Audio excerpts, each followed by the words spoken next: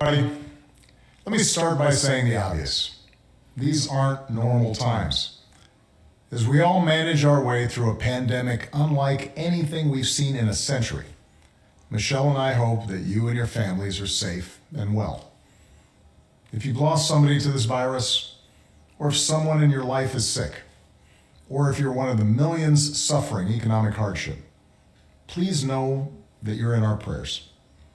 Please know that you're not alone, because now's the time for all of us to help where we can and to be there for each other, as neighbors, as co-workers, and as fellow citizens. In fact, over the past weeks, we've seen plenty of examples of the kind of courage, kindness, and selflessness that we're going to need to get through one of the most difficult times in our history. Michelle and I have been amazed at the incredible bravery of our medical professionals who are putting their lives on the line to save others, the public servants and health officials battling this disease, the workers taking risks every day to keep our economy running, and everyone who's making their own sacrifice at home with their families, all for the greater good.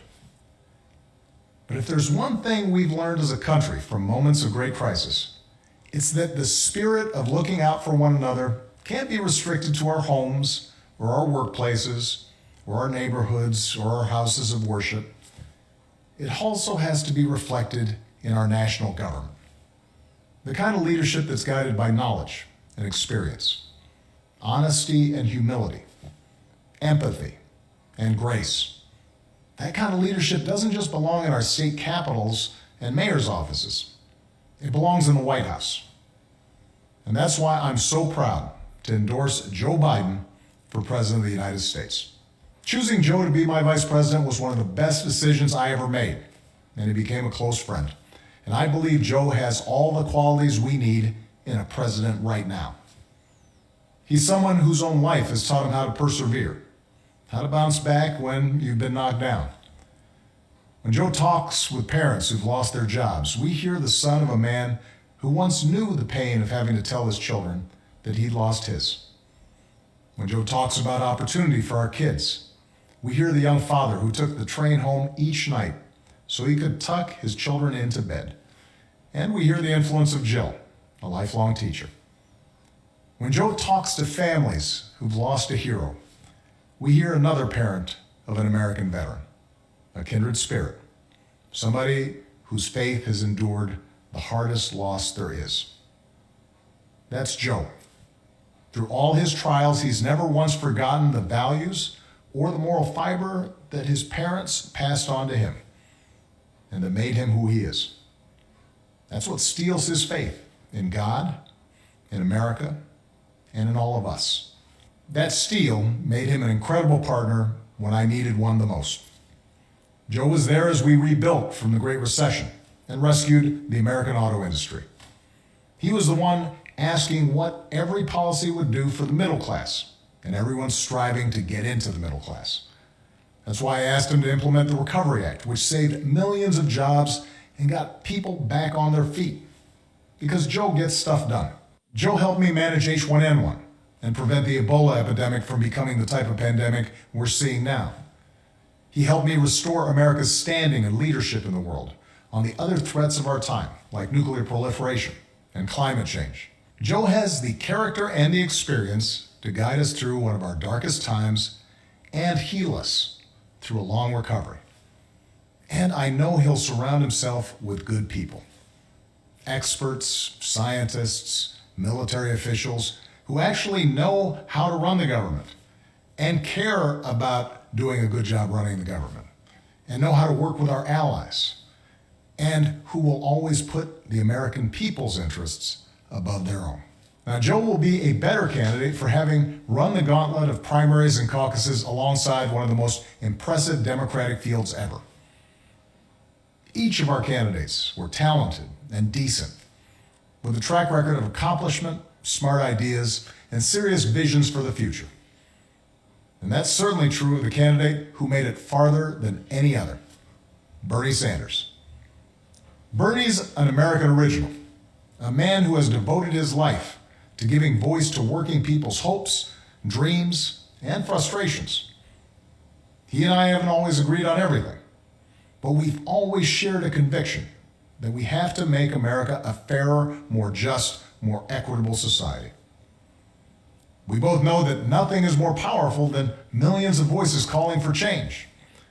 And the ideas he's championed, the energy and enthusiasm he inspired, especially in young people, will be critical in moving America in a direction of progress and hope. Because for the second time in 12 years, we'll have the incredible task of rebuilding our economy.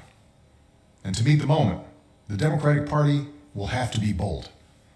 You know, I could not be prouder of the incredible progress that we made together during my presidency. But if I were running today, I wouldn't run the same race or have the same platform as I did in 2008. The world is different. There's too much unfinished business for us to just look backwards. We have to look to the future. Bernie understands that, and Joe understands that. It's one of the reasons that Joe already has what is the most progressive platform of any major party nominee in history. Because even before the pandemic turned the world upside down, it was already clear that we needed real structural change. The vast inequalities created by the new economy are easier to see now, but they existed long before this pandemic hit. Health professionals, teachers, delivery drivers, grocery clerks, cleaners, the people who truly make our economy run, they've always been essential. And for years, too many of the people who do the essential work of this country have been underpaid, financially stressed, and given too little support. And that applies to the next generation of Americans. Young people graduating into unprecedented unemployment. They're going to need economic policies that give them faith in the future and give them relief from crushing student loan debt.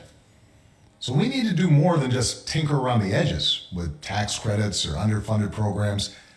We have to go further to give everybody a great education, a lasting career, and a stable retirement. We have to protect the gains we made with the Affordable Care Act, but it's also time to go further. We should make plans affordable for everyone, provide everyone with a public option, expand Medicare, and finish the job so that healthcare isn't just a right, but a reality for everybody. We have to return the U.S. to the Paris Agreement and lead the world in reducing the pollution that causes climate change. But science tells us we have to go much further, that it's time for us to accelerate progress on bold new green initiatives that make our economy a clean energy innovator, save us money, and secure our children's future.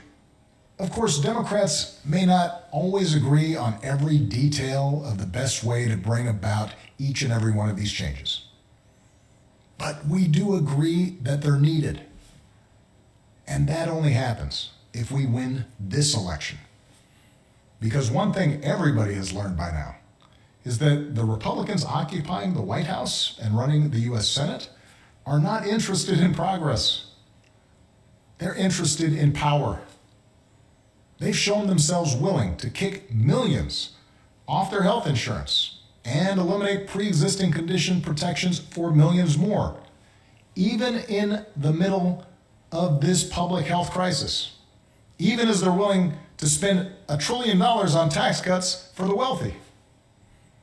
They've given polluters unlimited power to poison our air and our water and denied the science of climate change, just as they denied the science of pandemics.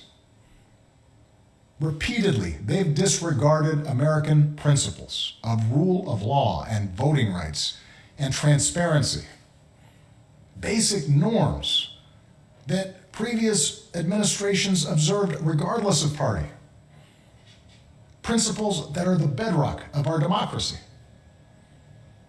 So our country's future hangs on this election, and it won't be easy. The other side has a massive war chest. The other side has a propaganda network with little regard for the truth. On the other hand, pandemics have a way of cutting through a lot of noise and spin to remind us of what is real and what is important. This crisis has reminded us that government matters.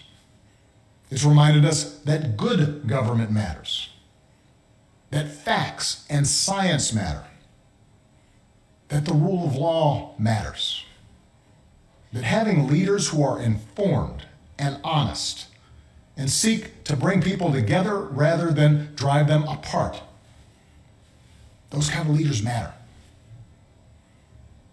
In other words, elections matter.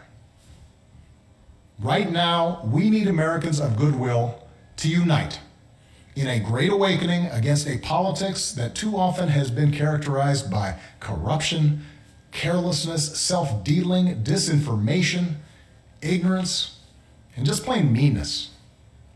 And to change that, we need Americans of all political stripes to get involved in our politics and our public life like never before. For those of us who believe in building a more just, more generous, more democratic America, where everybody has a fair shot at opportunity, for those of us who believe in a government that cares about the many and not just the few, for those of us who love this country and are willing to do our part to make sure it lives up to its highest ideals, now's the time to fight for what we believe in. So join us. Join Joe. Go to joebiden.com right now. Make a plan for how you are going to get involved. Keep taking care of yourself and your families and each other. Keep believing in the possibilities of a better world, and I will see you on the campaign trail as soon as I can. Thanks.